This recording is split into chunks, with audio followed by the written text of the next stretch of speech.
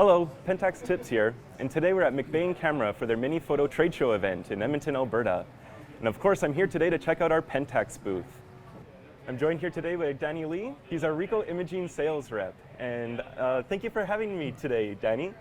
Would you mind start off showing me what your favorite lens camera combo that you brought here today? Yeah, thank you, Stephen. I appreciate it. We haven't had the opportunity to show our products in a few years, and this is actually our first trade show in Canada in probably 4 years. So I wanted to bring an assortment of lenses and cameras. One of my personal favorites.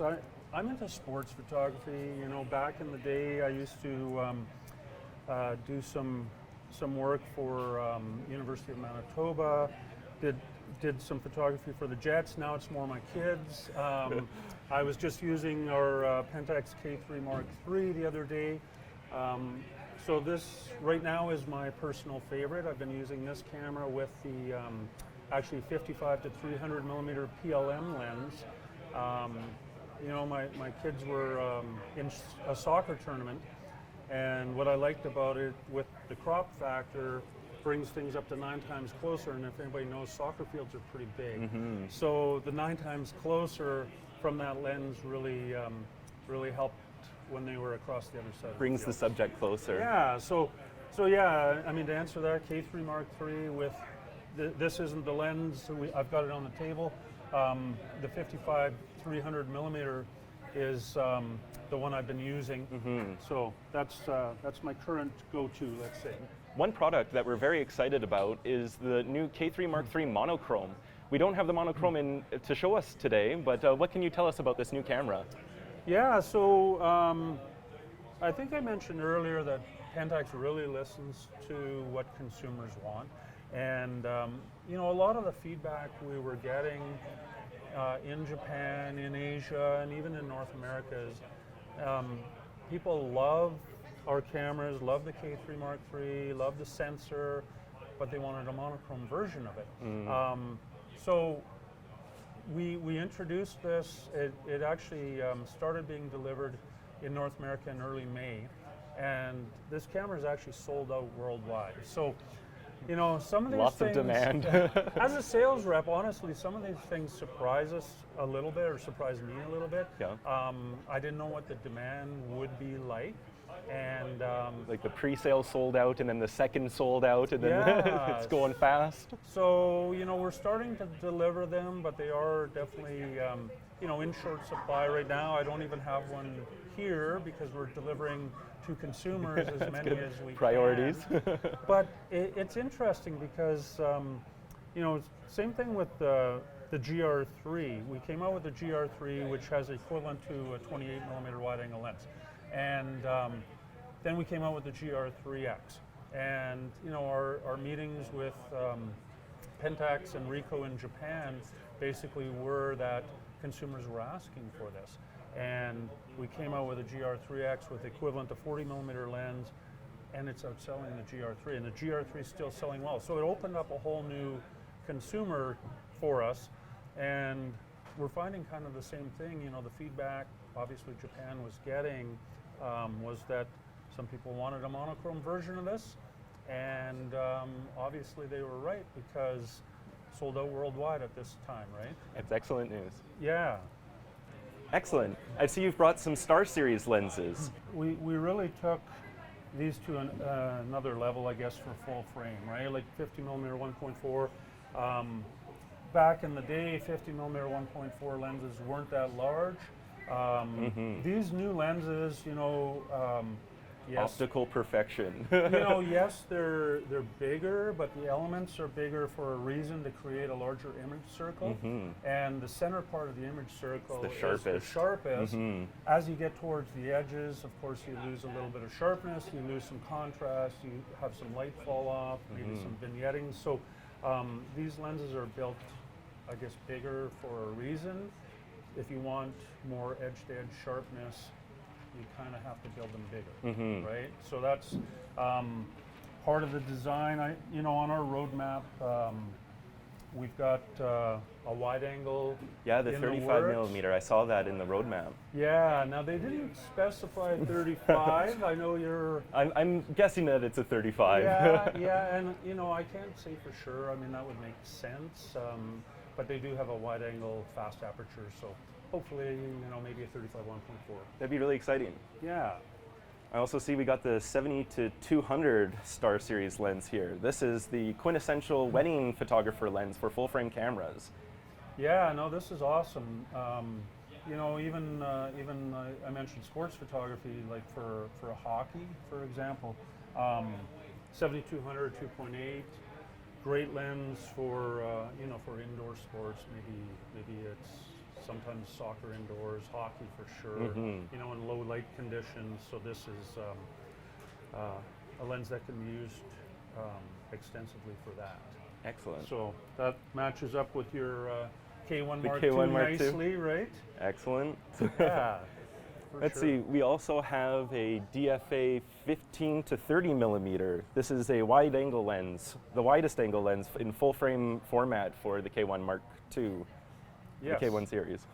Yeah, awesome little lens. That's, Beautiful. again, f2.8. So, you know, I didn't bring it today. Again, we haven't done trade shows for a little while, so I have to figure out what to bring to these shows. But we do make 15 to 30 f2.8, 24 to 70 f2.8, and of course the 7200 f2.8. So we've got a good trio. The Holy Trinity. Yeah, you know, to match up with the K1 Mark II, and then we're working on, you know, some updated primes, of course. We already mentioned the 51.4, the 85 1.4, and a wide is in the works for fast prime, let's say, right? And another one in the DFA would be that new 100 millimeter macro with the new front element that really reduces chromatic aberration. And it's also an AW, an all-weather, instead of a WR like the previous 100 millimeter DFA was. Yeah, no, that's a good point. The, you know, we didn't have it here today, but you know, the all-weather aspect, of course, you know, our camera bodies are super well weather sealed, as you know, and we've got more and more lenses that are all-weather lenses. So, you know, you couple up, you know, because Pentax has definitely become an outdoor nature photography, landscape photography, wildlife photography, and you can't control the weather, right? So bodies are super well weather sealed, and more and more of the lenses are weather sealed. And as you mentioned, Stephen, we come out with a new model. You know, and generally there's new coatings, you know, high definition coatings, and we make them more all weather, so they're sealed really well. Speaking about those new coatings, I know that there's a couple of reissued lenses, such as the 35 millimeter f2, and again that 100 millimeter AW are reissued with the new HD coatings instead of the super multi coating. And I've heard a rumor that they're going to be reissuing the FA 5014 with HD coatings. Yeah, I mean, I can't say for a fact, but I've heard the rumor as well that you know, there is going to be another 50 millimeter. I'm not sure if it'll be the 1.8 or the 1.4. Oh, okay, interesting. You know, but basically what we're doing, and we did it with our limited lenses. You know, we can talk about those a little bit later as well. But as we come out with new coatings, you know, we're continually coming out with better coatings for the lenses. You know, they're now called high definition coatings. So we're gradually updating as many lenses as we can. You know, the 100 macro that you mentioned, the 35, and we'll continue to do that as well. Yeah.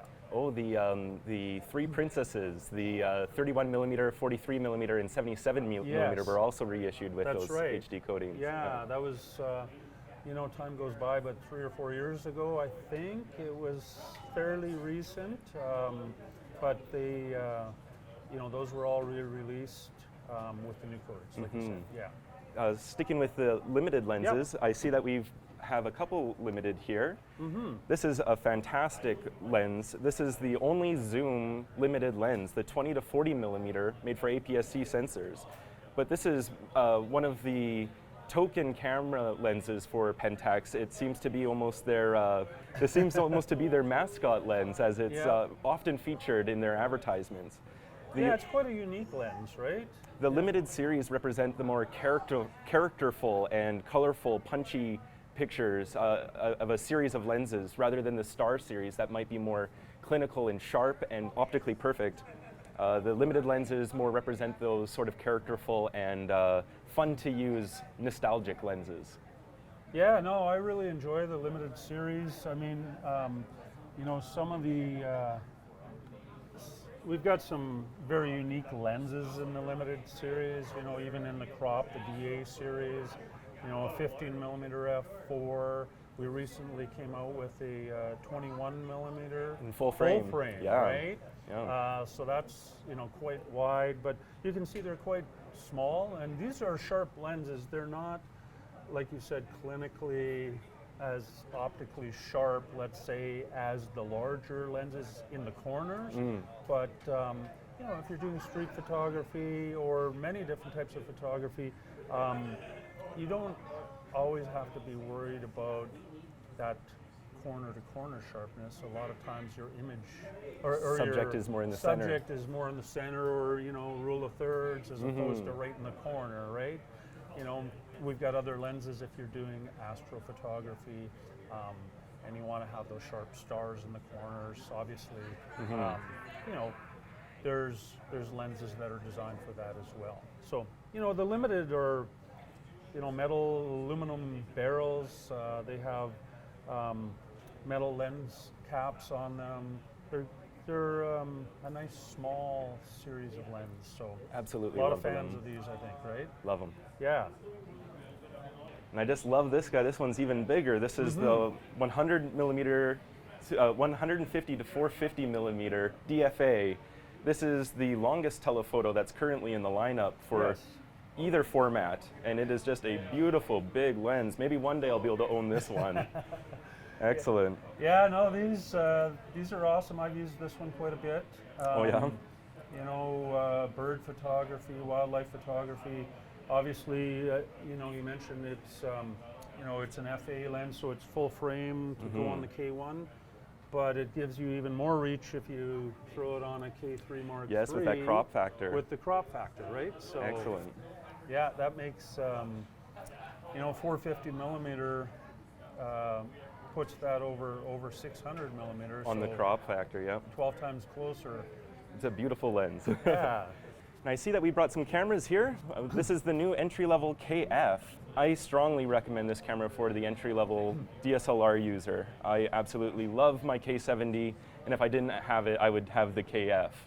Yeah, like you mentioned, Stephen, it's a model that we definitely wanted to continue.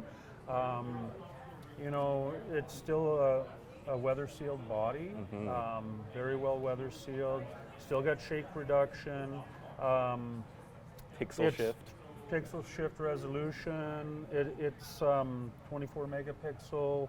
You know, so it's a nice starting point into the Pentax lineup. So we've got the, you know, the KF. Then you can move up to the K3 Mark III for you know, the APS-C sensor, and then we've got the full frame K1 Mark II. Awesome. But you know, there's an improved engine in here for processing at high ISOs. So there are a couple of improvements on the new model. But, more than just parts then. Yeah, and you know, like all Pentax cameras, they've just got a nice feel to them. I love the ergonomics. Yeah, the ergonomics, the grip is a nice feel in your hand, and we've continued with the rotating screen. Yeah, the articulating screen, I know that's a fan favorite for sure. And you can really tell that that rear screen is an upgraded screen. You can see that it's yeah, that's another one sleek. of the improvements, a little bit higher resolution screen on the KF, right? Beautiful. Thanks, Dan. Can you tell us what you know about the upcoming film camera project? Oh, Stephen, this is you know, a big subject lately. I'm super excited about it. I think that a lot of people have seen the first video about the Pentax film project, and actually 2 days ago we released the second Pentax film project, so it's coming along. One thing Pentax has done very well lately with both their Pentax and their Ricoh cameras is listening to the consumer, right? And a lot of people have said, it'd be super cool to see a K1000 again. Many people have shot, including myself, with a K1000 over the years. Classic. My first camera was a Pentax ME. I've talked to many Pentax users that, some people love the LX, let's say, and everybody would love to see a film version of that. But the exciting part is that Pentax said they were going to continue to update the consumer as time goes along. So, like I said, just 2 days ago, we came out with the new Pentax film project. So it's looking good. I don't think it's going to come out tomorrow, but it looks like it's going to be a go. Cross my fingers. I can't really say too much because I don't know too much, but the word basically was they were going to have a compact film camera to start, and then they were talking about a mechanical SLR. I always have to catch myself to not say DSLR. Yeah, right? SLR. Because we're, over so many years, the last, 15 or so years, maybe more like 20 now, it's all DSLR, right? And of course mirrorless nowadays. But so yeah, it's looking good. Just the fact that, like I said, 2 days ago they came out with a new video that you can watch online. Just basically an update. And one of the things I found super interesting about that is, in the second video, honestly, I've just watched half of it so far because it's been a busy week, but they're actually interviewing some of the previous engineers. Oh, excellent. The original Asahi engineers. Very cool. That were engineers on the original film cameras, right? Like very cool. Like the K1000. And they were actually showing some of the original blueprints and how they're digitizing those, and they have the original engineers there. Oh, that's super cool. That they're consulting and talking with. Sharing that knowledge, that wealth of knowledge from decades of experience. Some of those engineers have retired, right? Yeah. These are film cameras from 30 years ago, some of them, right? Thanks again for showing me what you brought here today, Daniel. And if you like this content and you want to see more like it, please like and subscribe. Thanks.